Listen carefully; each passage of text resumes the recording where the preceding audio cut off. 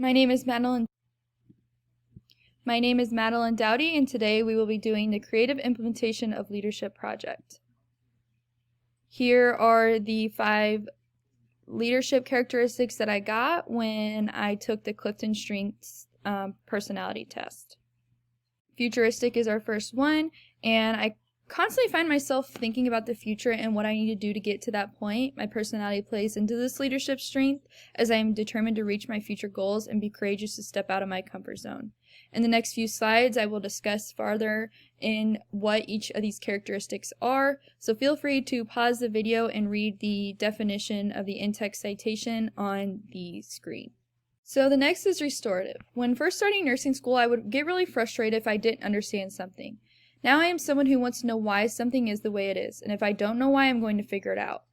I also think this goes back to my personality trait of determined. So if I do solve something I wasn't sure of at first, I will always remember that piece of information. Next is achiever. I always used to be the person that would just do things to get them done, but now I am so passionate about becoming the best nurse possible. I do everything I possibly can to the best of my ability because I know it benefits shaping me into the best future nurse. And I hope you guys see this in this PowerPoint. Next is responsibility, which I will give account to my parents because they have always instilled this into me from a young age. And I also think this is a great characteristic to have as a future nurse because I will always take responsibility for any of my commitments. Lastly, consistency. Having this characteristic, it will help your patients gain trust in you. If my patients know they can count on me, they will most likely not develop mistrust for future healthcare experiences. My ideal facility is an emergency department. There's around 30 beds. Nurse-to-patient ratio is 5-1, or if you're lucky, 3-1. As you most are aware, the emergency room is a high-stress environment where you never know what may walk through the door.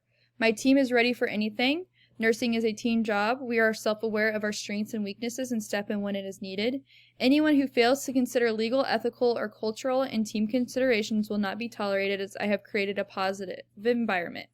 The ideal facility that I work in considers my goals and morales and assists my employees in ensuring they are provided with an ideal work environment, and they feel honored to work for this organization. So laws and ethics play hand in hand with the facility. To have the ideal nurse, you must have the ideal facility. Respecting each other's characteristics will help make the ideal team. When considering beneficence, not only is it important to consider doing what is best for your patient, but also your coworker. This also goes with non-maleficence. According to Sullivan 2018, non-maleficence is applying the principle of do no harm. When considering distributive justice is an important aspect for a facility to have for me. For example, everyone should get paid for their time and experience. They should get credit where it's due. Showing appreciation goes a long way for employees. On to laws. Malpractice and patients' privacy rights are also very important to me. If you break confidentiality, I think your position should be terminating.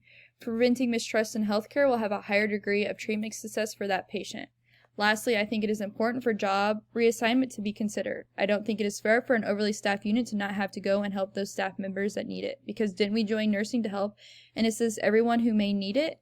Without setting in stone acts, there's always ways for corporate or facilities to get around making you work more unsafe environments and simply getting away with discrimination. So the key acts listed on my PowerPoint are important to me.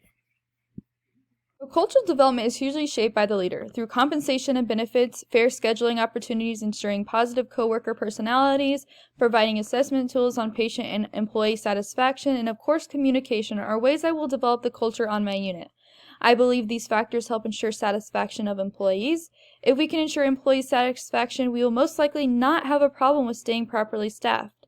Having the proper help and staff who are competent in their skills will in turn help assist in patient satisfaction.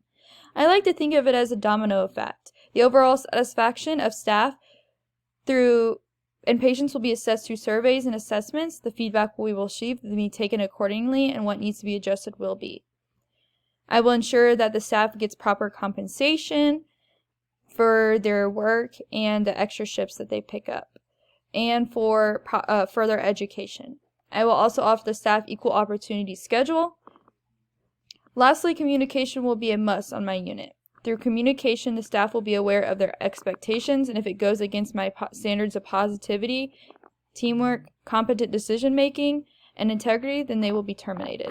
Once you have the appropriate team, by implementing and considering team and cultural considerations, you must coach and maintain this environment you have worked so hard to create. Team coaching not only involves what I think needs to be changed, but also what my staff thinks needs to be changed. Communication in my unit is reciprocal. Of course, with every other unit, there is team performance assessments. These include things such as how often a fall happens and medication errors. Once assessing these factors, I would be able to coach and suggest tasks to assist with reducing these situations. Of course, we also have team briefings at the change of every shift and mid-shift. I believe this helps each coworker to share what is going on with their patient, ask for recommendations on the next steps if they need to. I believe that shared governance is important in a successful workplace environment. If you thought transformational leadership theory and shared leadership theories were my leadership theories, then you are correct. Therefore, ideas such as coworkers scheduling their own schedules and an example of self-directed work teams, which falls under shared leadership, Sullivan 2018. While when considering transformational, I relied some of my goals for my facility to be based around the idea of preventing burnout. So like I stated before, it starts with employee satisfaction. If they are satisfied and their needs are met, then their positive and happiness will be shown to the patient, which will positively impact patient experience. Feel free to pause this and read more on the definitions of each of these theories. Leadership, responsibility, and accountability. Believe it or not, the nurse manager plays a significant role in developing the capital budget. According to Sullivan 2018, identifies capital needs that exist in his or her areas of responsibility, page 234. Therefore, through monthly reports, I would ensure that our unit stays up to date on the capital budget. This plays a huge part on the unit's future and is something that I have to continue to forecast to ensure that they stay within the budget. This also goes with accountability because as a nurse manager, you must be accountable for this job and learn from it for next year. Because in the end, there's always a new year with a new budget, so you must take what you learned from the previous year and grow from it.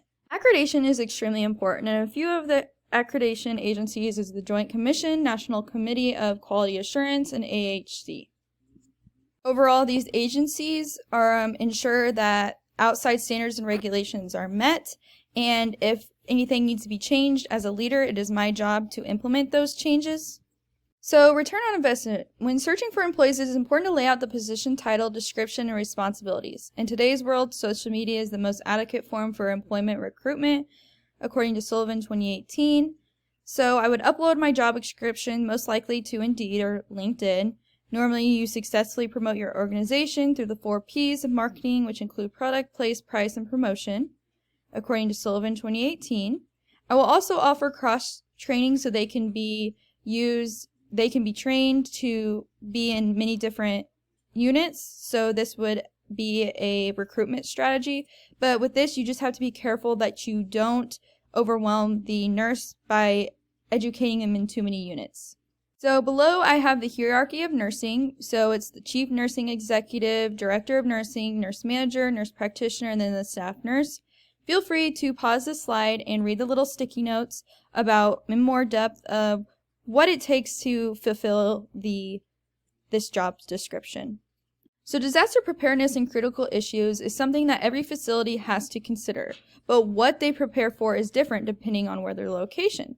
So if my location was in the Midwest, I would need to prepare for tornadoes, earthquakes, epidemics, or pandemics, or fires. The most common,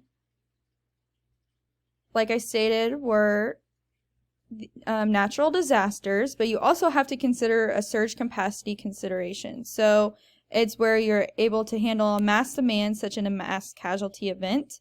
I would also include evacuation maps, which would be placed around the hospital, ensure everyone knew where to go to be safe in case of an intruder or a fire.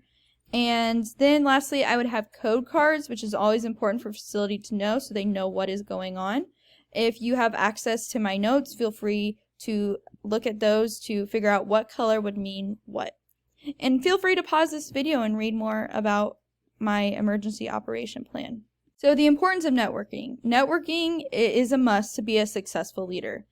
And networking also leads to succession. When you meet that right person that knows that would fill the role for your job as a leader when it's time to retire, it would be easier to transfer over to ensure succession. Which leads us to our retirement plan. So basically, networking is an overall beneficial concept to understand when you are in any type of professional position. It is even more important because you truly get to know those you work around. When it gets to the time for me to retire, I will be able to ensure succession by transitioning the future leader on who I think would be able to carry out my legacy. Because we have worked for many years to get to where we are now. We have worked up the chain, growing our knowledge and experience along the way. I would have stayed true to my leadership theories which played a role in my decision, but at the time has come to retire, it would be imperative that I had a retirement plan in place. We worked so hard to create the environment of our facility, we can't see it start over. Therefore, in my retirement plan, finding the right leader would be a must to carry out my legacy. I would also get into education to help shape future nurses. I would also have a budget that I set in place at the beginning of my career, which will help recruitment be affordable. So I will use things such as the Roth IRA throughout my career. And last but not least, this is my reference page. I hope you all enjoyed learning more about my facility as much as I enjoyed creating this project.